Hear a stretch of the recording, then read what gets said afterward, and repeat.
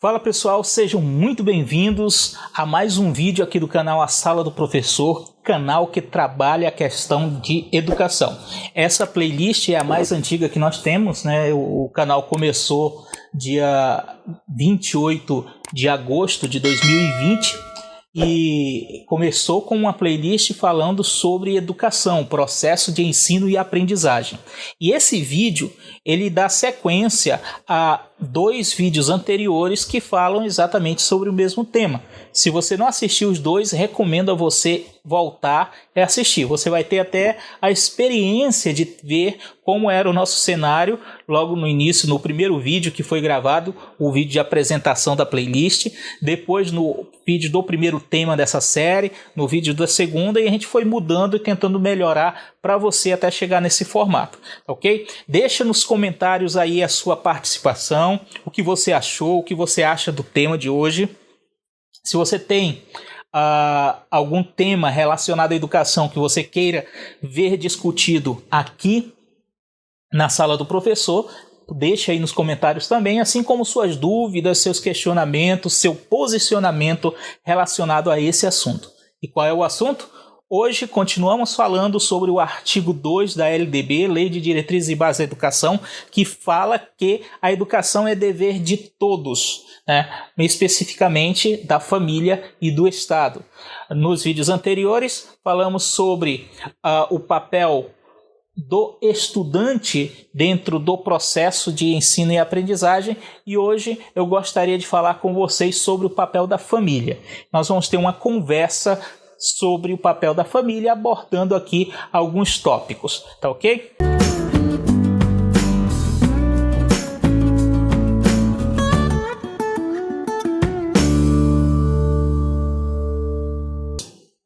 Falando a respeito da família, é importante dizer que numa rotina normal do ensino tradicional, na rede pública, na rede privada, tanto faz a rede pública ser a rede municipal ou a rede estadual ou a rede federal de ensino, você vai ter um turno de estudo e os outros 2 turnos, eles vão, a criança, o adolescente, o estudante, ele vai estar em casa. Então, basicamente, nós estamos falando que, no processo normal, nós temos, em média, 4 horas de aula na escola, 4 horas em que o indivíduo em formação, o estudante, está na escola, e nós vamos ter outras 10 horas que o estudante vai estar em casa, com a família ou com os amigos, mas ele vai estar fora da escola. E depois nós vamos ter o restante da noite, né? Eu estou contando aí até as 10 horas da noite. E depois nós vamos ter o restante da noite que o estudante vai estar dormindo, por assim dizer. Num panorama, num cenário ideal, nós teríamos isso. Então observe que a maior influência que nós temos é, sem dúvida nenhuma, da família, que vai passar mais tempo com o estudante do que a escola. Certo? Então a nossa responsabilidade enquanto família é uma responsabilidade muito grande em todas as etapas da vida do indivíduo. E no processo de ensino e aprendizagem também. Eu não estou falando aqui que você, pai, você, mãe, tem a responsabilidade de ensinar todos os assuntos de matemática, todos os assuntos de física, todos os assuntos de química. Não estou dizendo isso. Até porque nenhum de nós, por melhor que seja, tem todos esses assuntos ou a competência para ensinar todos esses assuntos. Eu sou professor da área de humanas, eu tenho competência para ensinar geografia, história, filosofia, sociologia. Em alguma etapa da minha vida, aí alguns anos atrás, eu ensinei matemática no 8º ano do ensino fundamental, mas assim, a minha competência é para a área de humanas. Não é para a área de exatas. Então, quando chega na área de exatas, eu vou ter dificuldades, eu vou ter problemas. Isso é normal. Ah, professor, mas lá em casa, meu filho é o único que está tendo acesso à educação. Eu não tive a oportunidade de estudar, minha esposa não teve a oportunidade de estudar e nós não temos como ajudar nosso filho na escola. Tem sim. Porque a ajuda que você, como pai, como mãe, precisa dar a seu filho relacionado ao processo de ensino-aprendizagem não está diretamente relacionado a sentar com ele ou com ela e fazer a tarefa ou ajudar a fazer a tarefa. Existe algo muito mais amplo, onde você que não teve acesso à educação pode se encaixar e não pode se eximir.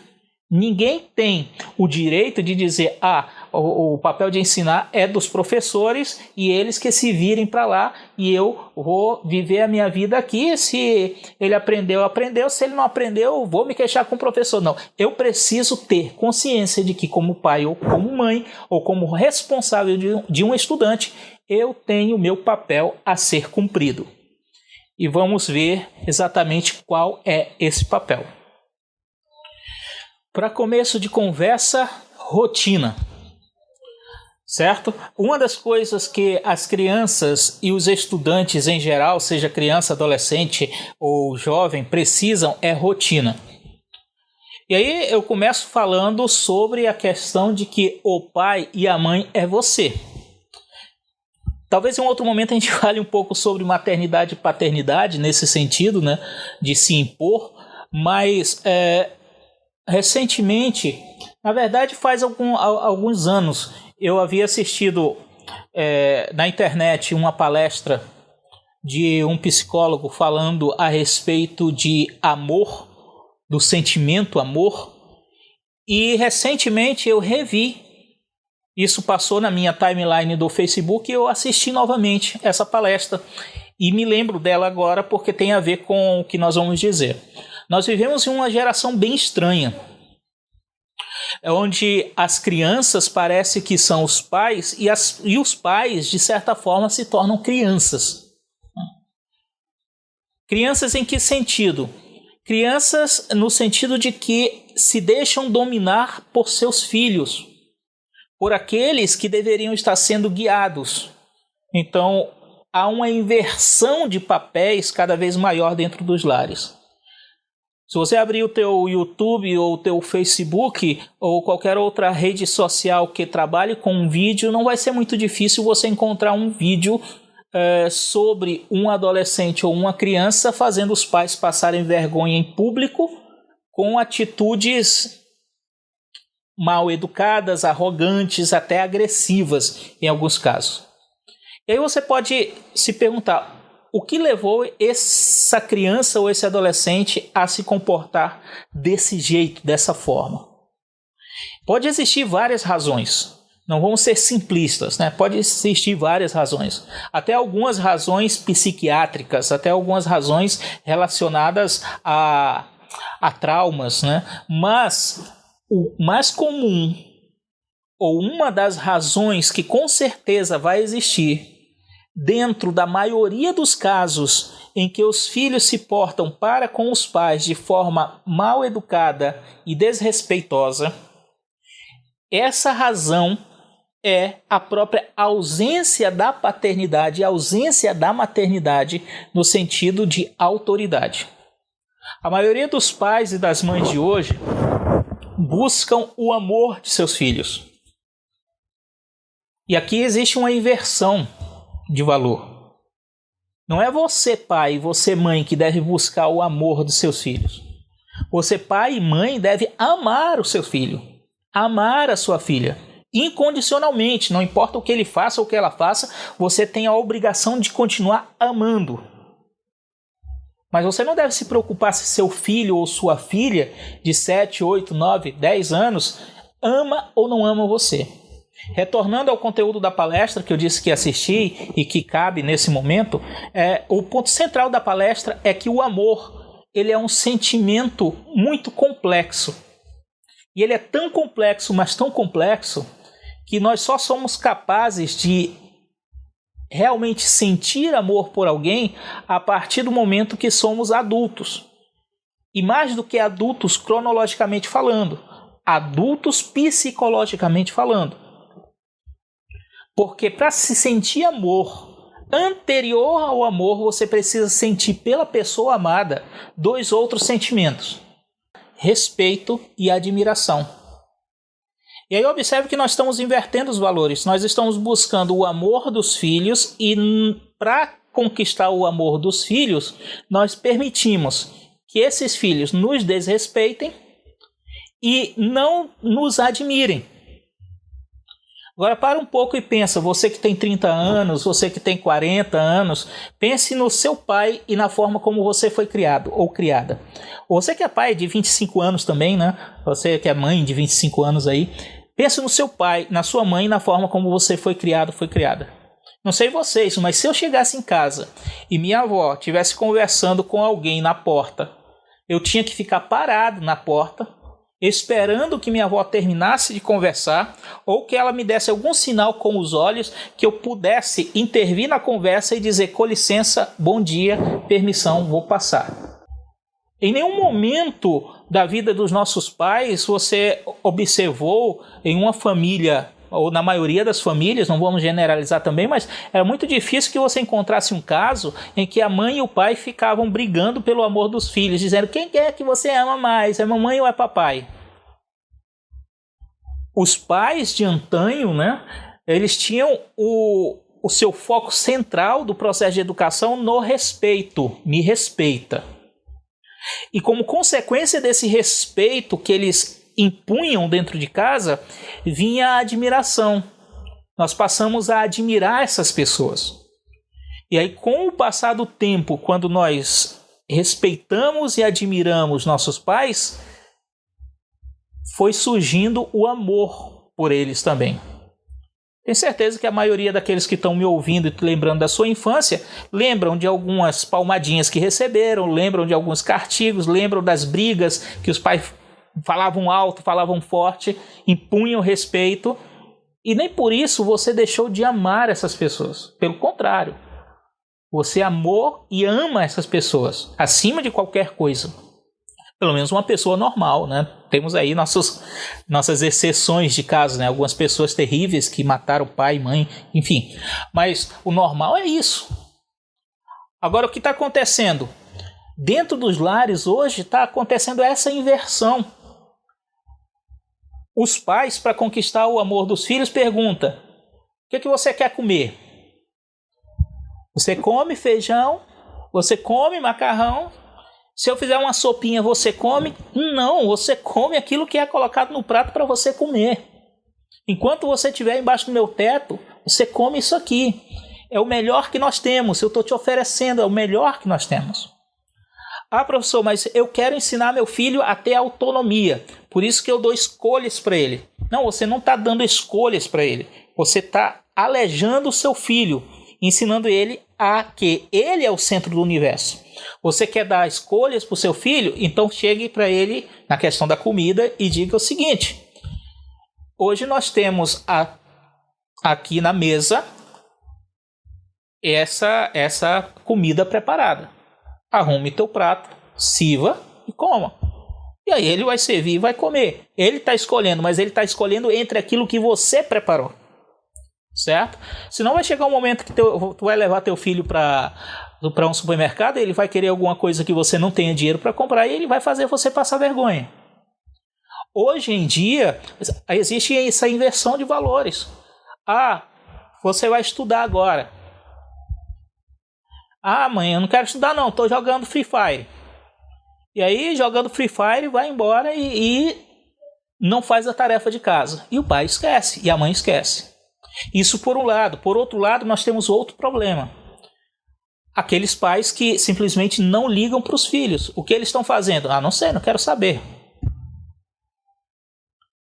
Já cansei de chegar da escola, ou sair para a escola, eu trabalho em uma escola de tempo integral, sair para uma escola de manhã e ver aqui na rua da minha casa algumas crianças pequenas, aparentando até menos do que 5 anos de idade, na rua. De manhã cedo. Eu saio para a escola antes das 7 da manhã, de manhã cedo. Estão na rua. E volto da escola depois das 17 horas. Não é raro eu ver essas mesmas crianças que eu vi de manhã cedo na rua, eu vê-las à tarde, 17 horas, depois das 17, na rua. Às vezes só de calcinha, às vezes só de cueca, correndo para cima e para baixo. Eu tenho certeza que na cidade onde você mora, você encontra realidade como essa. Pais que não se preocupam para nada com seus filhos. Então esse é o outro lado. O filho chegou em casa, Você revisou a mochila dele ou dela? Dê uma olhada na mochila. Veja se de repente não chegou dentro da mochila algo que não pertencia a ele ou a ela. Isso faz parte do processo, isso faz parte de ser pai, faz parte de ser mãe. Você perguntou se tem tarefa para casa? Você não precisa saber ler nem escrever para perguntar se tem tarefa para casa ou não. Pergunte. Se tiver tarefa para casa, coloque seu filho ou filha para estudar. E aí eu falava de rotina, né, no início do vídeo. Tem que ter rotina. Então ele chegou de casa, tem que ter um tempo para o almoço, tem que ter um tempo para repousar. Depois coloque ele ou ela para fazer algumas atividades que você precise que ele ou ela te ajude. E reserve um tempo também para a criatura estudar. Se ele disser, não tem tarefa para casa. Beleza, não tem tarefa para casa? Então deixa o tempo livre, né? Não, negativo. Se não tem tarefa para casa, o horário de estudo deve se cumprir. Peça para ele pegar um livro para ler. Peça para ele revisar alguma coisa que o professor passou. Você não precisa nem saber o que é que ele está revisando, se você não sabe ler ou escrever. Mas você precisa fazer com que ele ou ela estude. Então você não sabe ler nem escrever, coloque seu filho e sua filha para ler para você. Coloque para ler jornal, coloque para ler revista, coloque para ler anúncio, coloque para ler bula de remédio, receitas, para ler os ingredientes da lata do conservado que você comprou para fazer a comida, mas coloque para ler. A leitura, ela é muito importante, certo? Tenha esse tempo para que ele estude. Monte uma rotina em casa, rotina de trabalho, rotina de descanso, rotina de estudo e faça com que isso aconteça. Uma outra coisa que você deve fazer como pai, como mãe, é aparecer na escola. Não espere ser chamado na escola, mas apareça na escola. Apareça na escola e tente ver como o seu filho ou filha se comporta dentro da sala de aula quando você não está próximo. Converse com os professores. Quando você receber o boletim, veja quais são as notas mais baixas. E converse com esses professores. Você não precisa saber ler e escrever para isso. Certo? A maioria sabe. Mas se eu estou falando para alguém que diz que tem dificuldade com essa questão da educação porque não sabe ler e escrever, não precisa. Pega o boletim e pede ajuda para alguém da tua própria família que consiga ler o boletim para ti. Lê a disciplina e a nota. Disciplina e nota. No primeiro bimestre, você vai ter uma base. Se tem alguma nota vermelha, automaticamente você tem que se preocupar. Se não tem nota vermelha, mas tem uma nota azul que é muito baixa, tipo um 6, por exemplo, você chama seu filho ou filha, conversa e diz que para o próximo bimestre você quer que ele ou ela melhore essa nota. E aí no segundo bimestre você vai comparar. Ele tinha tirado 6 em matemática, melhorou para 7. Parabenize pela melhora. Piorou, foi para 5. Retire dele ou dela alguma coisa que de repente eles gostem muito e diga que isso está sendo retirado porque ele deixou de cumprir uma parte do acordo que vocês tinham. Dá só um exemplo. Essa semana agora, o Lucas deixou de fazer algumas tarefas. E aí quem ficou de castigo não foi ele. Quem ficou de castigo foi o skate. Inclusive estou olhando o skate dele aqui ainda. Ainda está de castigo. Essa semana a gente vai dar uma conversada aqui com a mãe dele, ver se ele melhorou. Senão o skate continua de castigo. Se houve melhora, o skate sai do castigo. Você está ensinando duas coisas. Primeiro, ensinando a estudar, que a educação é muito importante. E segundo, ensinando que tudo na vida tem consequências. Quando a criança cresce achando que a vida não tem consequência, é muito fácil tomar um caminho errado na vida e se tornar um marginal. Porque em algum momento pode surgir uma oportunidade duvidosa e aí o ser humano vai usar como referência para decidir aquele momento da sua vida os momentos passados. instintivamente, se todos os momentos passados da vida a família mostrou pelo exemplo que a vida não tem consequência, então, nesse momento crucial de tomar uma decisão certa ou errada na vida, o indivíduo vai tender a ir pelo caminho mais fácil. E geralmente o caminho mais fácil é aquele caminho que te leva para o erro. Agora, se no decorrer do teu projeto familiar você sempre ensinou consequência para o teu filho ou para a tua filha, ou seja, fez alguma coisa errada, vai ficar de castigo, você vai perder algum privilégio dentro da casa. Você vai sofrer algum tipo de consequência aqui dentro de casa para que você não sofra consequência na vida lá fora. Se você ensinou isso no decorrer do crescimento do teu filho ou da tua filha, o que vai acontecer é que naquele momento crucial da existência dele, quando aparecer a oportunidade de fazer alguma coisa errada, automaticamente ele vai pensar, opa, todas as vezes que eu cometi um erro, teve uma consequência. E isso aqui é algo muito grave, vai ter uma consequência também. Então, quando você ensina isso, você está ensinando também responsabilidade. Isso pode voltar lá na frente como algo positivo para você, você tendo orgulho das decisões que seu filho tomou, baseado naquilo que você ensinou através do tempo. Teu papel como pai e como mãe é importantíssimo. O professor passa 4 horas com teu filho. A escola, na verdade, passa 4 horas com teu filho. Mas em casa ele passa o restante do dia. E o que ele ou ela está fazendo no restante do dia? Como esse momento está sendo gasto? Você está enchendo eles de trabalhos domésticos e não deixando tempo para estudar? Está errado. Você está deixando eles fazerem o que quiserem e não dando nenhuma responsabilidade doméstica e não impondo um tempo de estudo? Está errado também. Então nós devemos buscar o equilíbrio nessa relação de paternidade, maternidade e filiação, né? Você deve manter a sua postura de pai e de mãe. Quem manda na casa é você. Quem organiza o horário é você. Quem define as pautas é você. Quem orienta e quem guia é você. E o filho é ele ou ela. Não inverta os papéis. Não deixe que seus filhos sejam seus pais. Seja pai e seja mãe de seus filhos. Se nós conseguirmos fazer isso, pessoal, o processo de ensino-aprendizagem ele vai melhorar muito. Sabe por quê? Porque a forma como teu filho, tua filha te trata dentro de casa,